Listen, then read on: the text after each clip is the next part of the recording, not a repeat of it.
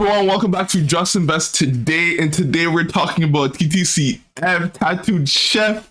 Jeremy finally sold this stock. This stock was always garbage, but guys, let's get into it. Let's learn from his mistake. I've kind of made this same mistake in the past, investing in stocks like Coinbase. So guys, this is a great learning lesson. He lost over $1 million. Like, that's insane. Can you imagine losing $1 million in the stock market over one stock? Man, that is crazy. He was not looking at the downside risk at all. His mind was just set on the upside. TTCF is holding back on releasing results again, sending the stock price down 13%. They keep doing this. Sam Galletti keeps doing this over and over again. This is like the third time TTCF has done this, and that just shows you how bad management is. Like, they can't even get the results on time. Guys, this was a SPAC, man. So SPACs, come on, they're gonna come with their problems. They don't really know the market yet. So I can understand like why this company is having so much trouble, but the market is already forecasting bad results for their 10K. The updated results reflected the expectation of about 234 million in net revenue, below the prior forecast of 235 million to 245 million. So they're not even projecting right, and this is on like a low base already. Gross margins, oh my god, are horrible. -4 to -5%. Came in below the prior guide of 0% to -3%. Can you imagine investing in a company with these kind of margins? The company noted it continues to require additional debt or equity capital and is currently seeking to raise capital. This is the nail in the coffin, man. It's a huge red flag. Let's get into this video now. Well, folks, it's official. I have sold all my TTCF stock. Yes, I have indeed. I've given this management team time and time again, chance after chance, and just to be let down and let down. And today was the day. It's finally time to cut it all loose. And so that's exactly what I did, okay? A few things I want to share in this video, and I hope this helps out folks avoid a problem like I got into, obviously, with this stock and taking a massive loss. First thing I want to say is I was wrong.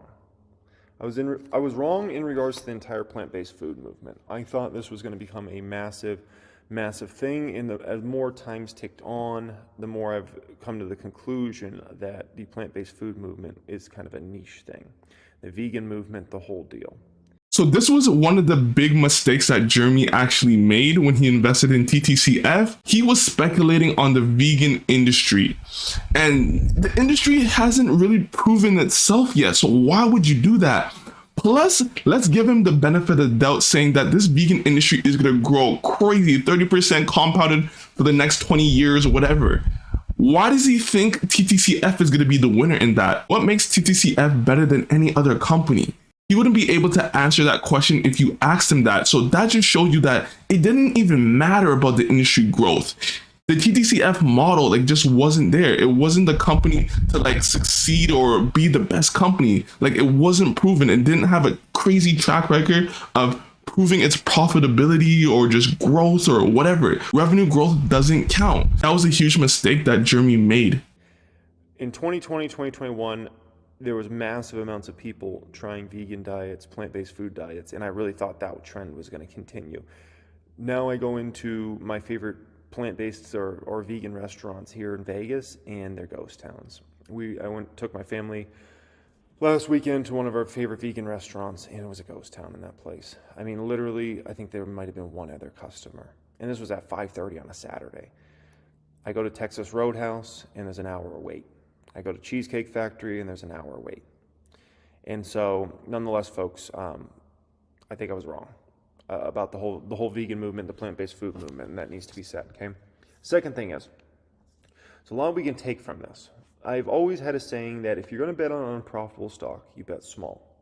I did not listen to my own advice, and that's why I've taken over a $1 million loss in this stock. I think he actually took way more than $1 million. I think he's cutting himself short on this. It's probably like 1.5, 1.6 million. I wouldn't even be surprised if it's more than that. Tell me how much you think he actually lost, because I don't think it's $1 million. I think it's more than $1 million, like 1.5, 1.6.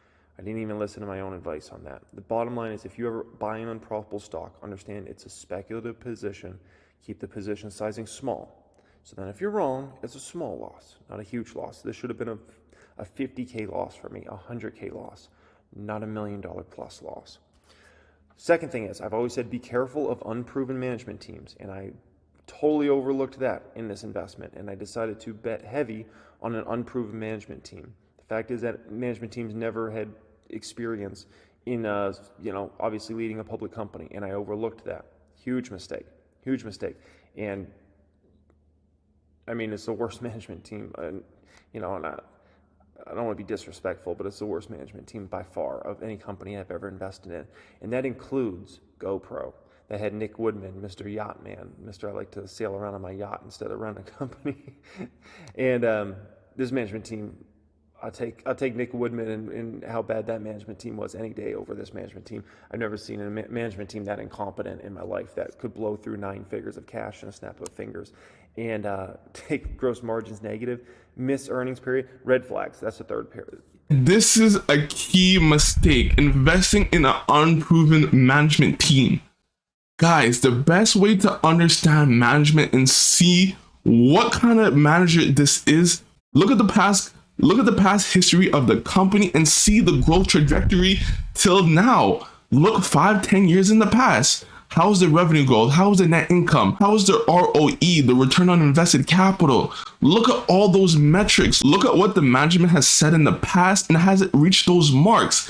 Does management talk about this and that, and then maybe 2-3 years later kind of avoids the question or avoids those results? Like, you gotta look at management and keep them to their word. And for you to be able to do that, you need a history. So don't invest in companies without like a 5 to 10 year history. And if you do, put it in the speculative play. Put it in a speculative play, like 1-2% of your position. If it doesn't have a 5-10 year track record, that is so fundamental and crucial to your investment results. I should have sold the stock back. I think it was late 2021 or maybe early 2022. They missed in earnings.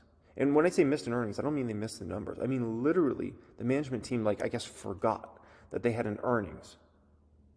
What? I've been investing for 15 years. I've never had a company just be like, wait, oh, we were supposed to have our earnings today, and just not even do the earnings. That was the moment I should have sold out of the stock. And at that time, I could have probably taken maybe a 200K or 300K loss probably on the stock or so, instead of an over $1 million loss. This is crucial mistake. He should have sold back in 2021. Guys, this is what YouTubers face, even me.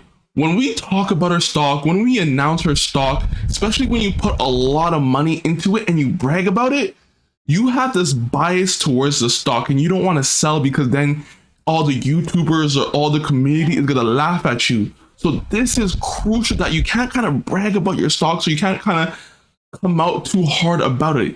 Even me, I invested in Baba. I have a strong position in it, but I was bragging and I can talk about it because of the history of Baba, how dominant it is, what it's doing in China. Like, that is huge. It has strong fundamentals to back it up. TTCF didn't have any of that. For you to come out and kind of say that this stock is going to 10x without no proven track record, without no history, it's very hard to kind of come to that conclusion. So you talking and bragging about the stock is going to be hard to sell because you don't want to disappoint anyone. So it might be a strong lesson for Jeremy. Don't brag about your stocks too much.